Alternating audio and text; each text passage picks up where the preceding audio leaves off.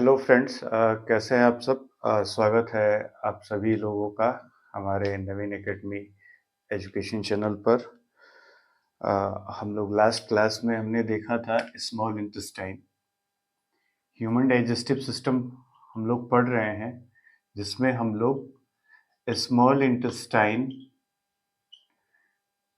यानी छोटी आंत, ये लास्ट क्लास में हमने देखा था कि छोटी आंत में किस प्रकार से भोजन का क्या होता है, पाचन होता है। छोटी आंत में भोजन का पाचन कैसे होता है, तो मैंने आपको बताया था कि छोटी आंत के 3 भाग होते हैं, जिसमें पहला होता है आपका ड्यूडनम। पहला हो जाता है ड्यूडनम हो जाएगा, और दूसरा आपका हो जाता है जेजनम हो जाएगा, और तीसरा आपका हो जाता है इलियम।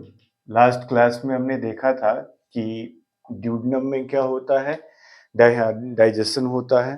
ठीक है, ड्यूडनम को 2 जगहों से क्या होता है, प्राप्त होता है। जो डाइजेस्टिव एंजाइम होते हैं, पाचक रस होते हैं, वो 2 जगहों से प्राप्त होता है। तो याद रखिएगा कि मैंने बताया था कि छोटी आंत में जब काइम पहुंचता है तो सबसे पहले उस पर एक्शन कहाँ होता है, ड्यूडनम में होता है, जहां पर स्टमक और स्मॉल इंटेस्टाइन क्या होते हैं, कनेक्ट होते हैं। सबसे अपर पार्ट का, यानी कि जो सबसे पहले वाला हिस्सा होता है, सबसे ऊपरी जो हिस्सा होता है, वो आपका हो जाता है इलियम का। ठीक है, सॉरी, ड्यूडनम का हो जाता है, जिसमें पाचन होता है। जेजनम में बताया था कि किसी प्रकार का कोई पाचन नहीं होता है। और फाइनल तीसरा मैंने बताया था कि जो भोजन का कंप्लीट रूप से डाइजेशन, पाचन आपकी छोटी आंत में किस स्थान पर होता है, तो इलियम में होता है। ठीक है, याद रखिएगा कि छोटी आंत में, स्मॉल इंटेस्टाइन में, हमारे भोजन का कंप्लीट डाइजेशन कहाँ होता है, छोटी आंत के किस भाग में होता है, इलियम में होता है। ठीक है, तो ये लास्ट क्लास जिन्होंने नहीं देखा होगा वो देख लेंगे। ह्यूमन डाइजेस्टिव सिस्टम का ऐसा मुझे नहीं लगता है कि कोई भी ऐसा पॉइंट हो जो मैंने आपको स्पष्ट रूप से लाइन बाय लाइन एनसीईआरटी ना समझाया हो। ठीक है, ध्यान से देखिएगा, इससे ज़्यादा बस केवल इसके ऊपर थिंकिंग करने की ज़रूरत है, चीज़ों को कनेक्ट करने की आवश्यकता है। अगर चीज़ों को कनेक्ट करने लगेंगे तो क्वेश्चन बनने लगेगा। ठीक है, तो यहाँ पर देखिएगा कि इलियम में अब हम लोग देखते हैं कि इलियम में, जैसे हम लोग जानते हैं कि जो स्मॉल इंटेस्टाइन होता है, ये हमारे आहार नाल का सबसे लंबा भाग होता है। ठीक है, और इसकी जो संरचना होती है, क्वाइल्ड स्ट्रक्चर होती है। कैसी होती है, क्वाइल्ड स्ट्रक्चर होती है, कुंडलित संरचना होती है, कुंडलित संरचना होती है, कुंडलित संरचना होती है। ठीक है, ये लास्ट क्लास में और इससे रिलेटेड बात मैंने आपको बताया था। तो कुछ इस तरह का देखते होंगे आप लोग, ऐसे करके दिखता होगा। रुकिए, फिर अच्छे से एक रफ डायग्राम बनाकर समझा रहा हूं मैं। ठीक है,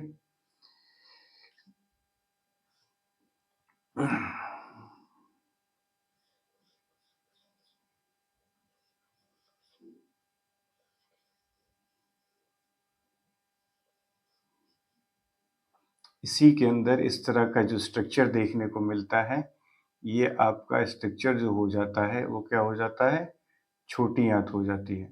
ठीक है, इस तरह का स्ट्रक्चर देखने को मिलता है, और इस छोटी आंत के दोनों तरफ दीवारों पर इस तरह की संरचनाएं बनी होती हैं। ये इस तरह से देखिएगा कि जो छोटी आंत का इलियम का भाग है, जो छोटी आंत में इलियम का भाग है, मान लीजिए यहाँ तक छोटी भाग में इलियम का भाग है, तो जो ब्लैक डॉट्स देख रहे हैं इनको बोलते हैं विल्ली बोलते हैं, जिसको हम लोग रसांकुर के नाम से जानते हैं। इसको किस नाम से जानते हैं, रसांकुर के नाम से जानते हैं। तो ये जो ब्लैक स्ट्रक्चर है, ये जो मैंने बताया, ये जो है आपका बड़ी आंत, बड़ी आंत। ठीक है, अब यहाँ पे जो स्ट्रक्चर बना रहे हैं, ये जो बीच वाला आपको दिख रहा है, ये प्रोजेक्शन, ये जो प्रोजेक्शन है ये आपका छोटी आंत हो जाता है। छोटी आंत स्मॉल इंटेस्टाइन हो जाता है। और इसी स्मॉल इंटेस्टाइन में ये जो डॉटेड ब्लैक कलर का स्ट्रक्चर मैंने रफ स्केच जो बनाया है, इसी को छोटी आंत में क्या होता है, रसांकुर बोलते हैं, रसांकुर। ठीक है। और ये रसांकुर जो होता है, इसको हम लोग इंग्लिश में क्या बोलते हैं, विल्ली बोलते हैं। ठीक है।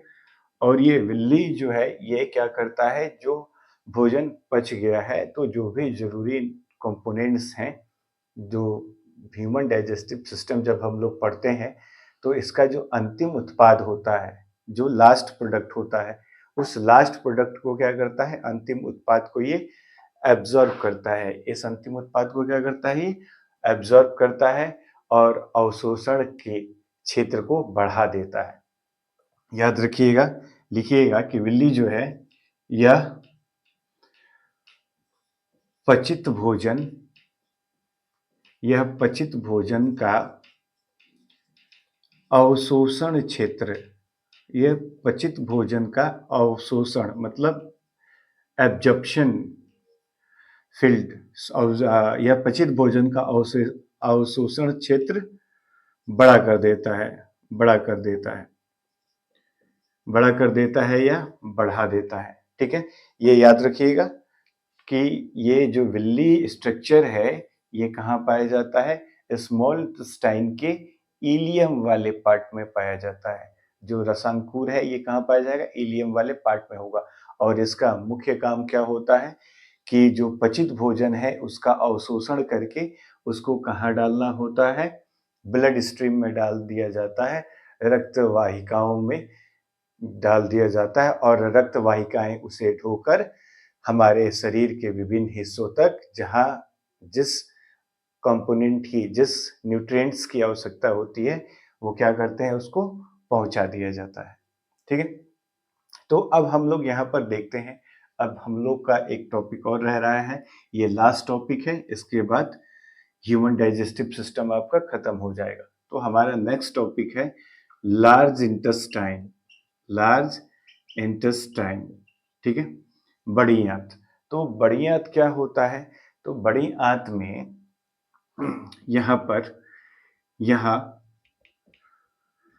मुख्य रूप से, यहाँ मुख्य रूप से अपचित भोजन, यहाँ मुख्य रूप से क्या होता है, अपचित भोजन क्या करता है, पहुंचता है। यहाँ मुख्य रूप से अपचित भोजन क्या होता है, पहुंचता है।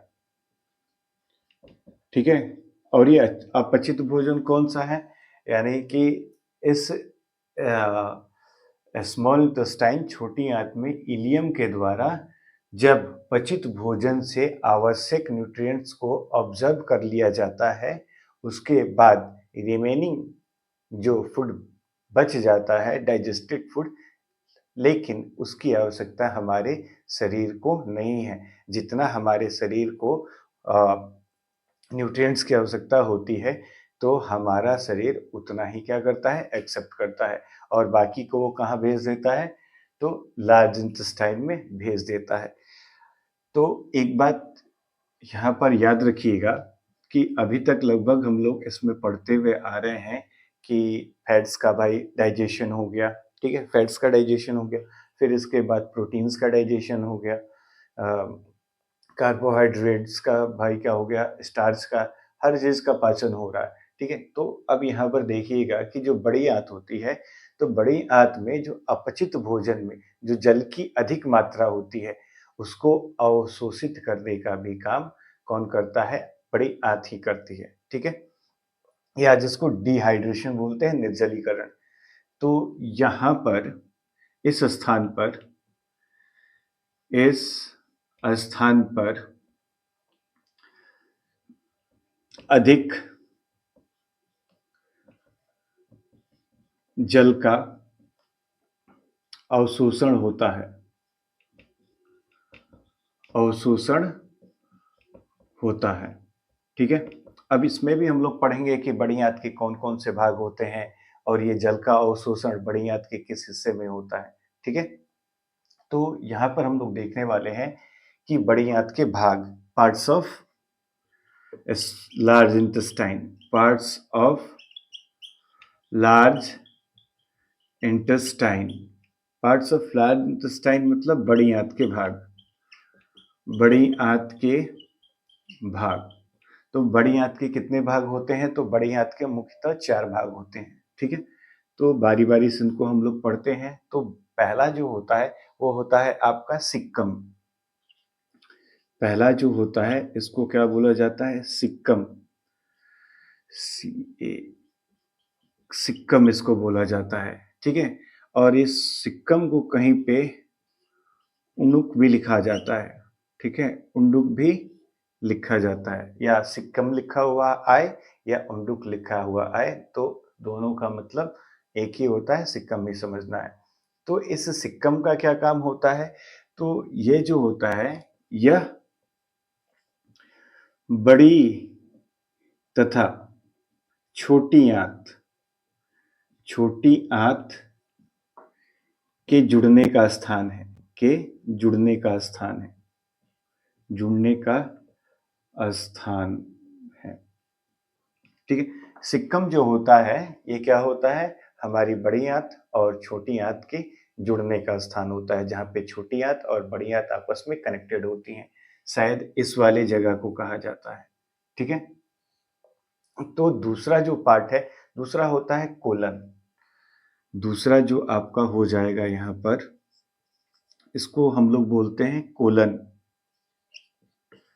कोलन, ठीक है,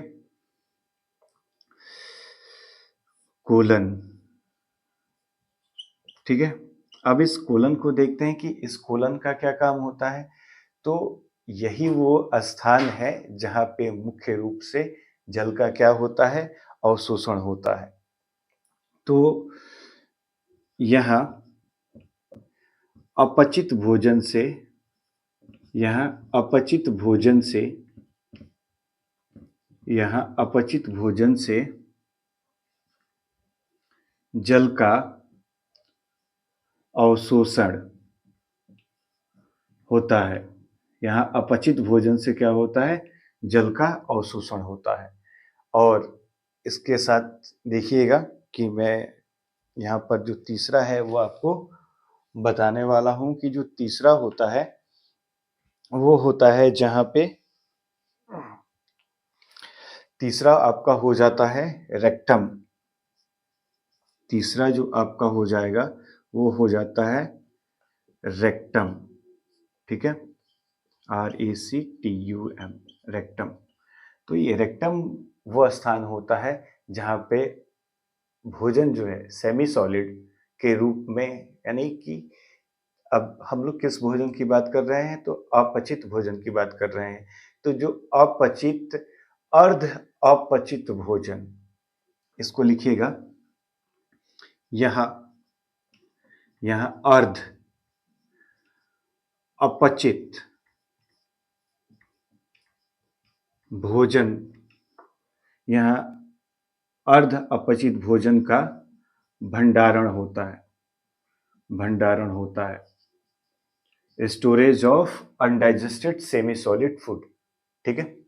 और जो इसका चौथा पार्ट हो जाता है, यहाँ पे मैं लिख देता हूँ कि इसका जो चौथा पार्ट होता है वो आपका हो जाता है एनस।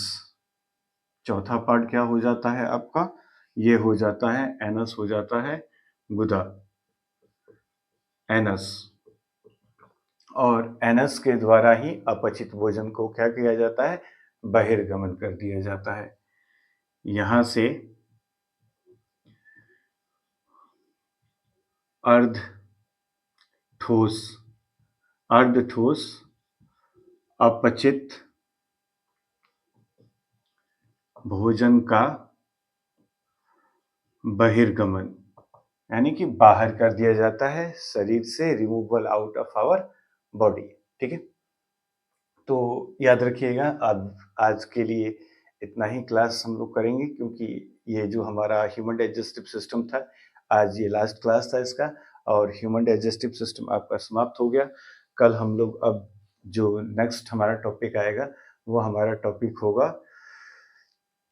आप लोग कमेंट में करके बताइएगा, नहीं तो फिर हम लोग नेक्स्ट जो है वो हार्मोन्स वगैरह, stimulus response control and coordination, नियंत्रण और समन्वय वाला चैप्टर जो है वो शुरू करेंगे। ठीक है, तो एक बार इसको फिर से मैं आपको रिवाइज करवा देता हूँ और एक बार इसको क्या कर लीजिएगा, देख लीजिएगा कि सबसे पहले मैंने क्या बताया कि जो स्मॉल इंटेस्टाइन होता है, छोटी आंत के 3 भाग, ड्यूडेनम, जेजुनम और इलियम। ठीक है, करेक्ट है। फिर इसके बाद इलियम में क्या होता है, इलियम वह स्थान होता है जहां पर भोजन का क्या होता है, कंप्लीट रूप से डाइजेशन होता है। और इलियम में क्या होता है, फिंगर प्रोजेक्शन। इसको लिख सकते हैं कि ये जो रसांकुर है, अंगुली नुमा संरचना होती है, अंगुली नुमा संरचना, अंगुली नुमा संरचना, फिंगर लाइक प्रोजेक्शन। इसको लिख लीजिएगा, फिंगर लाइक प्रोजेक्शन। तो जो फिंगर लाइक प्रोजेक्शन है, यही क्या करती है, जो डाइजेस्टेड फूड है उससे जो आवश्यक न्यूट्रिएंट्स होता है उसको क्या करती है, एब्जॉर्ब करके ब्लड स्ट्रीम में डाल देती है। इसका काम खत्म हो जाता है, स्मॉल इंटेस्टाइन आपका समाप्त हो जाता है। इसके बाद देन आपका चालू होता है यहाँ से ये लार्ज इंटेस्टाइन चालू होता है। ठीक है, तो लार्ज इंटेस्टाइन में क्या होता है कि यहाँ मुख्य रूप से अपचित भोजन पहुंचता है। यहाँ मुख्य रूप से क्या होता है, अपचित भोजन पहुंचता है। इस स्थान पर जल का क्या होता है, अवशोषण होता है। ठीक है, पार्ट्स ऑफ लार्ज इंटेस्टाइन, बड़ी आंत के भाग। तो बड़ी आंत के कितने भाग होते हैं, 4 भाग होते हैं। पहला होता है सिक्कम, जिसको उंडुक के नाम से भी जानते हैं। दूसरा होता है कॉलम और तीसरा होता है रेक्टम और चौथा आपका हो जाता है यहाँ पर एनस हो जाता है। तो सिक्कम क्या होता है, तो सिक्कम ये बड़ी तथा छोटी आंत के जुड़ने का स्थान होता है। ठीक है, और कोलन क्या है, कोलन ये भी लार्ज इंटेस्टाइन का यानी कि बड़ी आंत का भाग होता है। और यहाँ जो अपचित भोजन में जल उपस्थित होता है उसका अवशोषण कहाँ होता है, कोलन में ही होता है। और रेक्टम, रेक्टम क्या होता है, जो अर्ध ठोस अपचित भोजन है उसका भंडारण कहाँ होता है, रेक्टम में। एंड देन लास्ट जो गुदा होती है उससे जो अर्ध ठोस अपचित भोजन होता है उसका क्या किया जाता है, बॉडी से उसको रिमूवल आउट कर दिया जाता है, बहिर्गमन कर दिया जाता है, जिससे हमारा ये ह्यूमन डाइजेस्टिव सिस्टम जो होता है यहाँ से ही प्रोसेस कंप्लीट हो जाता है। यहाँ पर देख लीजिएगा। ठीक है, मिलते हैं अगली क्लास में, तब तक के लिए जय हिंद।